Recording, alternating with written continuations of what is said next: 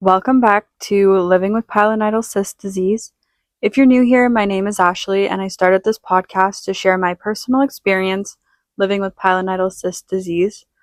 I want to say this right at the beginning. I am not a doctor or a medical professional, and everything I share on this podcast is based entirely on my own lived experience. If you're looking for medical advice, please speak with a healthcare professional. I originally started this podcast after seeing a Facebook post about pilonidal cyst disease because honestly, nobody talks about it. And once I shared my story, I had people reach out asking if I could turn this into a series so they could follow along, hear different perspectives, and feel less alone. Today's episode is focused entirely on flare-ups, active cysts, pain, ER visits, daily life disruption, fear, panic, and what it actually feels like to live with one. The very first sign I ever noticed was pressure in what I used to call my tailbone. At the time, I didn't know what a pilonidal cyst was, so I always described it as tailbone pain. It started as this annoying pressure that came and went, mostly when I was sitting. At first, I didn't think anything of it. It wasn't constant yet. It would just show up and then go away. But then it started getting worse. I noticed it lying in bed. I noticed it more in the mornings when I got up. It started being more sensitive in the morning than during the day, and eventually it stopped coming and going and just stayed. That's when I knew something wasn't right. Pilonidal cyst flare-ups escalate quickly, but they feel like they drag on forever. When you first feel that pressure, there's nothing they can do yet. They won't lance and drain it because there's nothing to drain. The infection hasn't built up enough, so you're stuck waiting. Waiting for it to get worse, waiting for it to be big enough, waiting in pain. 7 days during a flare-up feels like absolute living hell. You're just waiting and waiting and waiting. Looking back now, it's crazy how much pressure and infection can build up in one tiny spot of your body so fast. But when you're in it, it doesn't feel fast at all. Time doesn't move normally. The pain and pressure during a flare-up never stop. It doesn't matter what you're doing, sitting, standing, walking, lying down, eating dinner, sleeping. It's always there, always irritating and always screaming at you. The only thing that ever gave me a little bit of relief was a heating pad on full blast, on high, directly on my skin, skin to skin. I remember my mom saying to me, "You're gonna burn your butt," because my skin would be so red. But I didn't care. It was the only thing that numbed the pain even slightly. It almost distracted my body because it was so hot. Probably not the smartest thing, but when you're in that much pain, you're not thinking about burns, you're just trying to survive. Going to the bathroom was by far the worst thing. With my very first cyst, it didn't really bother me. I could sit down and stand up on my own. But by the third cyst, after so many flare-ups and lancing and draining, I had so much scar tissue built up that the sitting to standing motion was almost impossible. I physically could not do it without screaming. I had to have people help me sit on the toilet and help me back up because I couldn't control my body through that motion without being in absolute agony. There were so many times where I laid curled up in a ball. There was times where I was on my hands and knees, or times I was curled up into fetal position. Anything to get even a tiny bit of relief. Sleep barely happened, nights felt endless, and I cried most of the time. Advil and Tylenol never touched the pain ever. They didn't reduce the pressure at all. Sometimes once a flare-up started, I'd call my surgeon and say, "I think I'm having one." They'd confirm it and fax an antibiotic prescription. I took antibiotics multiple times, but for me personally, antibiotics never stopped it. They never cut the infection. The flare-up continued, the cyst continued, and the pain continued.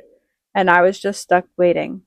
During a lance and drain, they cut it with a scalpel, but you feel every single bit of it. They try to freeze the area with needles. They inject it and make you wait, sometimes 10 minutes, to see if it freezes. For me, it never froze, not once.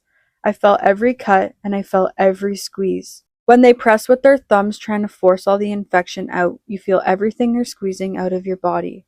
I vividly remember after my second one saying to my mom that felt like I was lying there for an hour. I was crying, screaming, completely freaking out. And when we got to the car, she looked at me and said, "Ashley, that wasn't even 5 minutes." That's how much pain I was in. I couldn't even calm myself enough to realize how fast it actually was. Pain completely distorts time. Something people don't talk about enough is what happens after the cyst is drained, because every doctor did something different. After my first cyst, they told me to let it heal with airflow. No bandages, no gauze, nothing covering it at all. After my second cyst, the doctor said that was wrong and packed it with gauze.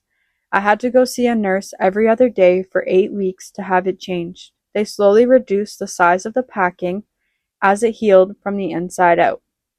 After my third cyst, they didn't pack it. They just covered it with gauze and tape that had to be changed. 3 cysts, 3 completely different healing methods, and none of it stopped it from coming back at the time. Every flare-up came with fear of what was happening, fear of knowing exactly what was coming, fear of having to go get another lance and drain. By the second and third cyst, I panicked every time.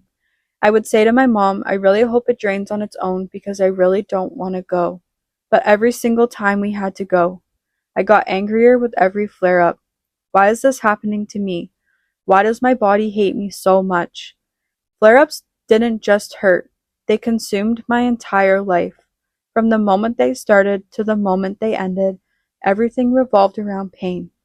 I really felt like I had no control over my own body. I watched an obsessive amount of TV. I cried a lot.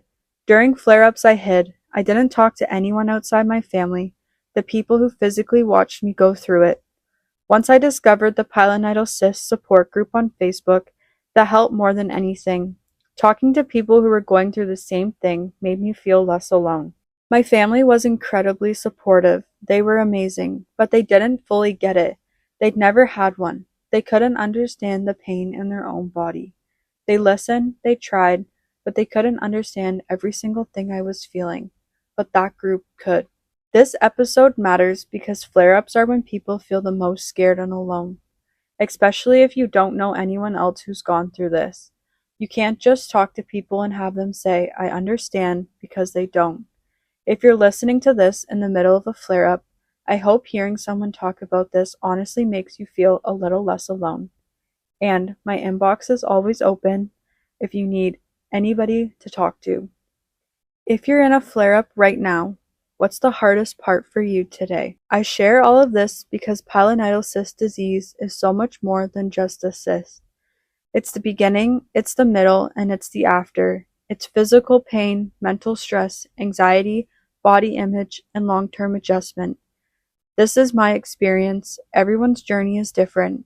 If you're listening and feel seen by any part of this, you are not alone, and I look forward to seeing you in episode 4.